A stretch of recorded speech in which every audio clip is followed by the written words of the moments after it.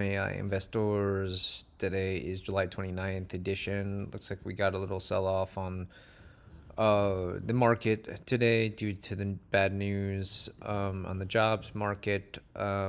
So there's a few things I'd like to go over today, just some particular stocks, and then I noticed that whomever is viewing these videos, like the Qiskit,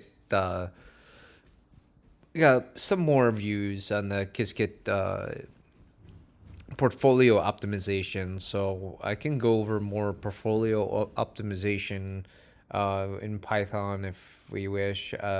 Just let me know in the comments. I'm happy to create a video on different portfolio optimization algorithms that exist.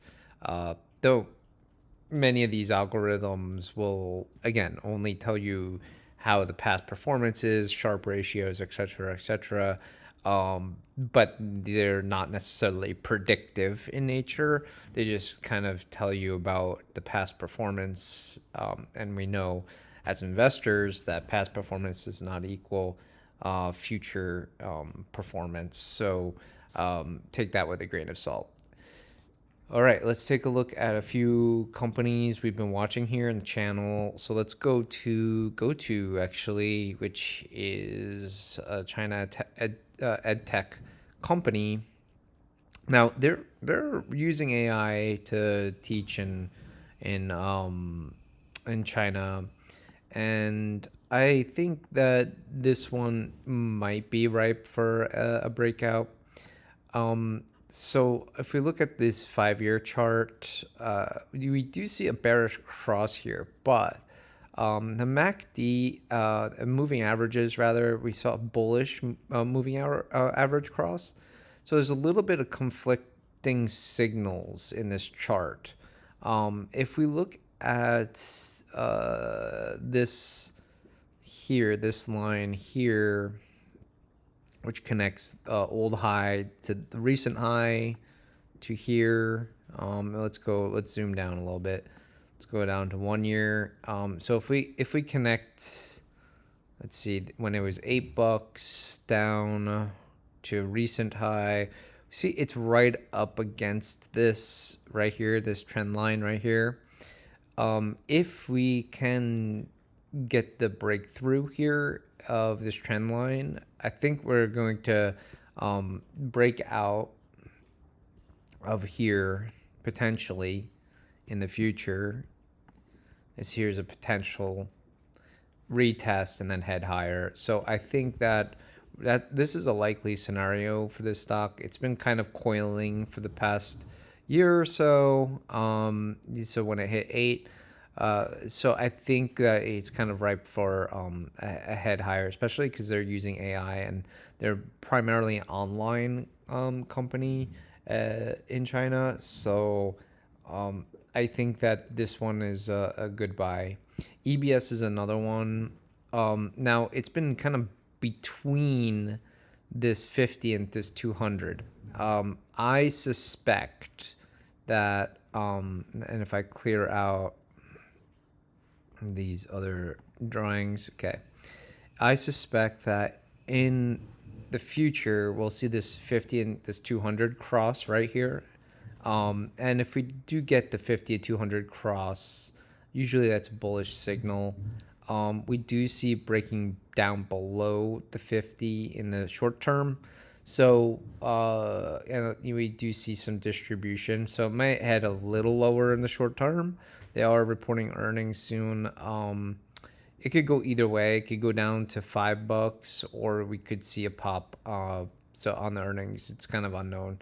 So I'd wait until after earnings if you're going to buy this at these levels. Unless we get some substantial breakout above this 200-day moving average, then obviously you want to get into this one. So it's on the watch list for sure. UNH. While UNH earnings were not great today, $16 annualized revenue per share. If we extrapolate that out, even with a, let's say, 15 times multiple, you're already sitting at 200 and some odd dollars. Let's say, let's just call it 230 per share. We're only at 260. So you could claim that we're 10% or so overvalued. We don't buy stocks based on 10% moves. We buy stocks for 50, 80, 100% moves. 10% moves. Usually it's a trader, right? So we'd like the 6 month on this channel. We like to trade for 6 months to a year. We're not into the intraday trading. It's too unpredictable to ever predict anything intraday. There is some research about that, using time series analysis to try to predict intraday movements and machine learning on that, but it has not been that successful, as you can imagine. So success rate isn't great. So that being said, as my last TA or technical analysis video said, we don't want to buy UNH unless we see this cross come to fruition, which it has not crossed yet. So we want to see this MACD cross and then see the reaction of the stock. My opinion is that once we see this cross, there's going to be a move higher. And once we get a confirm of the move higher, that's when we want to see, want to begin accumulating. Now, could you accumulate at these levels? Sure. Depends on your time analysis, a time horizon. If your time horizon is 2 to 5 years, I say don't even blink, just buy, and just wait 2 to 5 years for the great returns that will be in UNH in the future. If your time horizon is like a week, then don't buy. Wait until this is crossed and then see what happens. So there's a couple scenarios here. It could not cross. This could kind of bounce off or flatline for a while, which I suspect it might, and then it'll kind of just bounce around a little bit here and then head higher.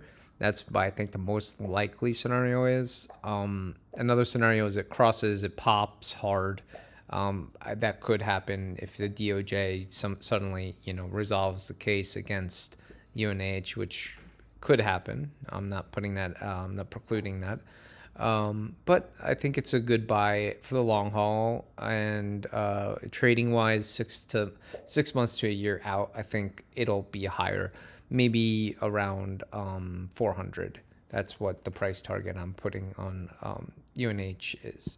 So next up, let's check out BIDU, which has been a dog for a very long time. So we look at BIDU, we see it's kind of, anytime it comes up against this high here, kind of bounces off and heads down lower.